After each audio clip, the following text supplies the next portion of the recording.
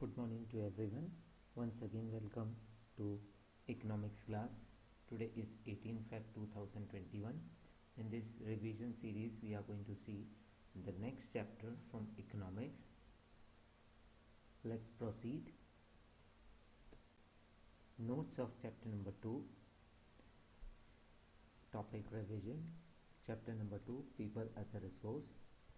On 18 Feb 2021, in the revision, we will see chapter number 2 and its notes. This chapter, in our explanatory regular video, already we had did the revision plus as well as the explanatory part, question answers and all. Now we are going to see the gist notes from of each and every topic from this chapter. Why people are called as a resource. This question is the basic question. You have to keep the question in the mind every time this question used to ask in examination. Next, introduction of this chapter. First, what is human capital? So here you have to fix in your mind what is human capital. Human capital is a collection of expertise, behavior, social and personality characteristics, including imagination, reflected in the capacity to conduct work in order to produce economic benefit. So finally we are meaning, or by reading this one, what is human capital? So human capital means it's a bunch, is a collection of expertise, behavior. Then the social and the personality characteristics, including in that imagination, reflected in the capacity of conduct of work in order to produce the economic benefit. So finally, whole and soul, the people are called as a resource because they are using their own skill, knowledge to produce the goods and services. Moving further to see what's there in this chapter. In this chapter we are going to see about human resource, activities by men and women, then the division of labor between men and women, quality of population, education. Education we are going to divide into two, advantages and step to spread the education. Then the next, negative effect, or we can speak about the impact of unemployment and sectors and the unemployment. So moving further to see these 7 points in a gist notes form, please copy down these notes in your notebook and do the regular revision. First, human resource. People as a resource is a way of referring to a country's working people in terms of their existing productive skill and ability. As I earlier stated to you, so people are a resource, so they are using their own skill, knowledge and abilities in different ways to produce the goods and services. So here people are referring the working people of the country. Next, when the existing human resource is further developed by becoming more educated and healthy, we can call that human capital formation. It adds to the productive power of the country. So India is a country which is having the huge amount of youth population. So our human resource should be strong and capable, and that human resource can be called as the human capital of our country. To gain more profit, to gain more importance and to have more productive from this human capital, we need to have an investment in human capital. So that can be the third point is speaking about through the education, training and medical care, and yield in investment in physical capital. So human capital is in a one way superior to other resources like land, physical capital, because this resource, that the human resource, can make the use of land and capital. So land and capital cannot become useful on their own. So why human capital is more important than the land and capital, that question can be asked to you in examination. So for that purpose, you have to write the answer this. What is human resource? This question can also be asked. Next, moving further to see the another slide. For many decades in India, a large population has been considered as liability rather than asset. Liability, they are the burden on the country. They were not called as an asset. But now the situation are changing. Many people in India, they are become a valuable asset for the country. A large population can be turned into a productive asset by investment in human capital, that is by sending resources on education and health for all. So by resources, which type of resources we are spending? So we are doing our investment and doing spending on the resources like health and education to all the people. So educated parents invest in education for the children, and they will become a good citizen of the country and become a valuable resource and asset for the country. They are also conscious for the proper nutrition and the hygiene. As the result of the investment in the children, the virtuous cycle is created. A virtuous cycle may be created by disadvantaged parents who themselves being uneducated keep their children in similarly disadvantaged state. So here we are going to see the division of the society of the rich people, average people and the poor people, where they are able to make their children to a good and valuable resource. Some are in disadvantaged situation, so their children are also in that situation. Now the economic activities by men and women. So as we are knowing about economic activities are the three activities: primary, secondary and tertiary, which are called as that the primary, secondary and tertiary. In that the few examples are placed here. So primary sectors, which consist including the agriculture, forestry, animal husbandry, fishing, poultry farming and mining. Secondary related to manufacturing, construction are included in the secondary sector. And last, that is called as the service sector. That's the tertiary sector, in that the trade, transport, communication, banking, education, health, tourism, services, insure, etc. are included in this service activity. Next, already in our previous explanatory videos, I stated about the economic activities. What are economic activity? What are non-economic activities? Let's check out. So defining economic activity also called as a market activities are those activities in which income is got in return for the work done. So that means it's a final one, economic activities, in that the remuneration to anyone who perform the activity, that perform or by then person, and in that they are going to get a pay or a profit. This includes the production of goods and services and includes the government services. Next, non-economic activity, which are done for the production for the self-consumption or for the charity purpose, we can speak about. So the differentiation in the about on this, differentiate between economic activities and non-economic activities, the question can be there, or differentiate between market activity or non-market activity, the question can be present in examination. Next point is the division of labor between men and women. So as we are seeing the history and the culture, there is a gap between the division of labor between men and women in the family. So woman has to generally look out the domestic work and the man has to do the work in the field. That means outside the home and inside the home. So the woman who works in the home is not paid anything, while the men who work outside, those earn wages. So by seeing this, you can understand about the division of labor. And women get paid for their work only when they entered in the labor market.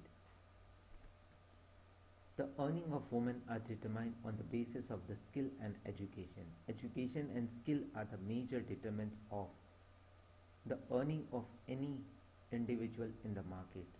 So women have very less education and low skill formation. That's why they are low paid in comparison to the men. So the division of labor between men and women is clear to all of you. Next, we are moving to see the another point. That's the quality of population. So the quality of population we are going to determine on the two phases, that the health and the education first. So the quality of the population depends upon the literacy. That means we are talking about the education. So literacy rate, then health and the skill formation. Then health of the person indicates by life expectancy. What is that? It is already explained into a regular video. Please go through it. In the textbook also what is life expectancy, it's given. Please go through it. The quality of population decides the growth rate of the country. And illiterate and unhealthy population are the liability for the country. That means the people, those who are uneducated and unhealthy, that population totally will become a burden on the country. They are not going to be a valuable asset for the country. So that's why the quality of the population need the good literacy rate, good health and good skill formation in that. Next, to check about the education and the health facilities from the government. First, education. So we are talking about the advantages here. So in that A, B, C, first we will discuss here. Education contributes towards the growth of society. It enhances the national income, cultural richness, and the efficiency of the government. It helps to get jobs and increase the income. If the person is educated, it's going to surely going to contribute to the society, and it is going to enhance the national income. It's going to enrich the culture and the efficiency of the government. It's going to help increase in the income and going to be get job. Literacy rate have increased from 18% in 1951 to 65% in 2001. So the data is speaking about the goodness, the major achievement of education in India. So how the literacy rate is increased in India, you can see here. The literacy among the males is nearly 50% higher than the female, is about 50% higher in urban areas compared to the rural area. Again here you can see about the division of the literacy rate also between the men and women. Step to spread the education. As we are talking about the spending in the education and in the health facility, here we are going to see about Sarva Shiksha Abhiyan. That was the most valuable and significant step toward providing the free elementary education to all the children who are the age of 6 to 14 years by 2010. And in that, midday meal scheme is also implemented and has been implemented in number of the school to encourage the attendance and to reduce the dropout. The next, and to improve the more nutritious status. The 10th plan aimed to increase the enrollment in the higher education of the 18 to 23 years age group. The 10th plan also focused on the distance education and for the formal as well as informal education, that means the IT education institution. Next topic is about the health. Next we are going to see about the health of the people or a person help to him to realize his own potentiality and the ability to fight the illness. That's going to be the health. The unhealthy person become a liability for the organization, and health of an indispensable basis for the realize one's whole well-being.